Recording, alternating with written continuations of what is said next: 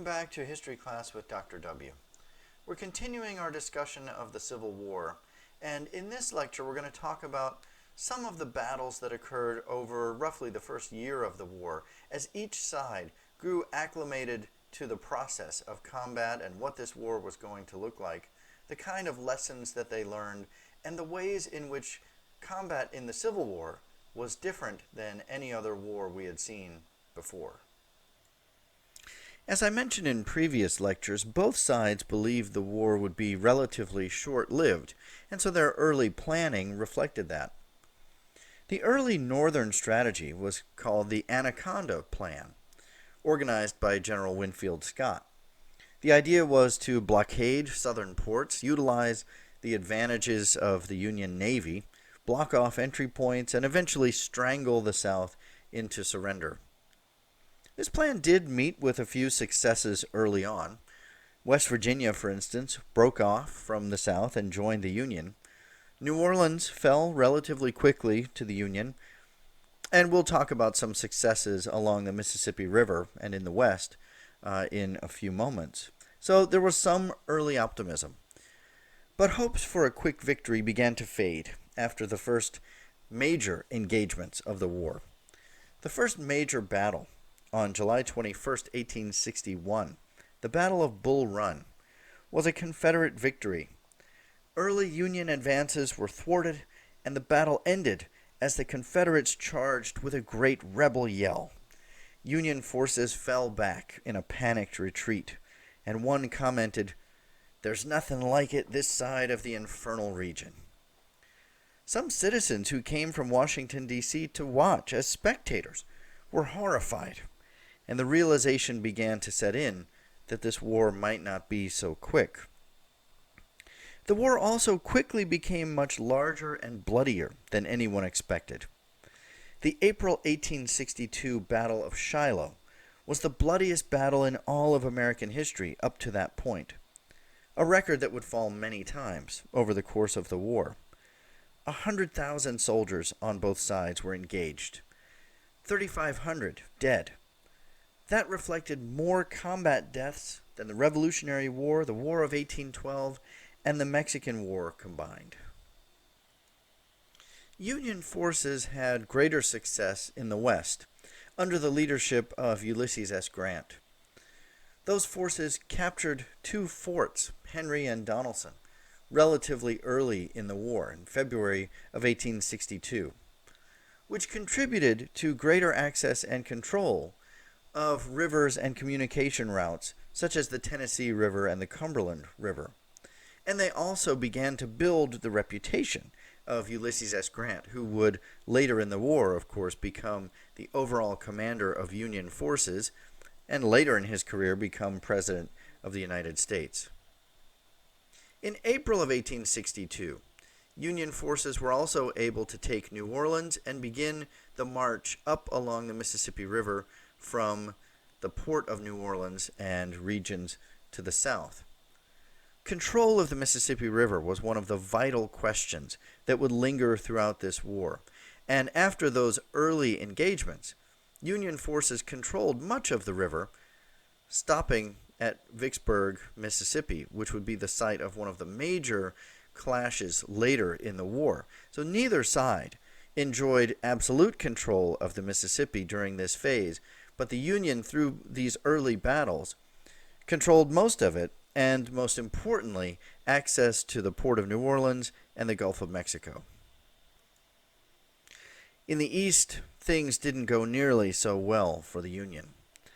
Lincoln had placed control of the Union Army under General George McClellan, who was an excellent organizer and who had whipped the Union Army into shape.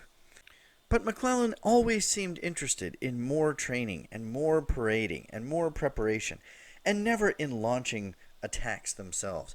As I discussed previously, that was going to be a major problem, particularly in what is known as the Peninsula Campaign early in the war. The ultimate goal of this campaign was to capture the Confederate capital of Richmond. But rather than launching a direct attack against Richmond, McClellan set Union forces down far away and had them march along the peninsula towards Richmond itself. Meantime, Confederate General Stonewall Jackson launched counterattacks into the Shenandoah Valley, which threatened to march toward Washington, D.C. itself, the Union capital. Thus, Lincoln and Union leadership had to divide their forces to account for the potential of Stonewall Jackson and a march against Washington. Meantime, McClellan's advance towards Richmond was slowed in the Battle of Fair Oaks at the end of May 1862. Confederate General Joseph E. Johnston was able to slow down McClellan's advance, and in that battle, Johnston himself was injured and replaced by General Robert E. Lee, who would become, of course, one of the foremost generals in the entire war. A brilliant commander and strategist, he capitalized on McClellan's slowness to act, and in the 7 days battle in June and early July 1862, Lee's smaller force of 85,000 troops managed to overcome McClellan's 110,000 and force him to retreat. The Peninsula Campaign had proven to be an immense waste of time and resources, and also contributed to mounting confidence in Confederate forces that they could defeat the Union. The war by that point was nearly a year old, and forces on both sides were growing accustomed to the rigors of life in camp, on the move, and in battle itself. So let's take just a moment and reflect on what that experience was like. While many soldiers had eagerly volunteered for the war, eager to fight their enemies and achieve victory, they soon came to discover that the great majority of their time was spent laboring in camp or on the march from one location to another. So long stretches of that kind of life were broken up by a day here and there of actual combat. Life in camp could be miserable and grueling. Food was bad and sometimes in short supply for each side. And of course, life on the march was very difficult as well. And ultimately, many more men died from bad food, from disease, and these sorts of things than from actual combat itself. Now, the combat of the Civil War was taking on a modern feel compared to some of the previous wars that we've discussed, like the War of 1812 or the Mexican War. Railroads, for one thing, made movement much quicker and easier, at least at times. Accessing and moving troops and supplies towards the front could be done much more quickly.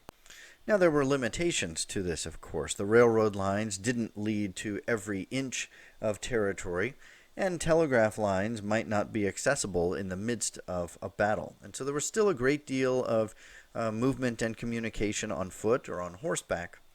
Nonetheless, a lot of the movements around this war were done much more quickly than before. This is also the first war where photography was really coming into play. And we have many, many images from the battlefields of this war. And those were circulated in the press at that time and brought home the horrors of war to those behind the lines, both in the North and in the South, and also provide us with a vivid record of what this war actually looked like. There were also many advances in weaponry.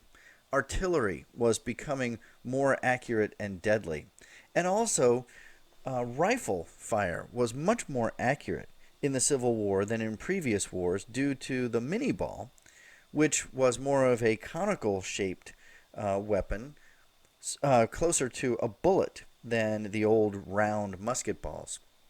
And because it was shaped like a cone, you think about a football spiraling through the air, it's much more accurate than a round ball which could fly off target more easily. And so, in essence, in this war, we start to see the beginning of mass destruction in war. We'll talk later about some of the aftermath of the war, and we'll look at images of entire cities ravaged by this war, buildings blown to bits and razed to the ground. We'll also talk about mass casualties, battlefields in which thousands of men die in a single day. So the Civil War was introducing upon the world a new sort of combat, unfamiliar to anyone who had fought before.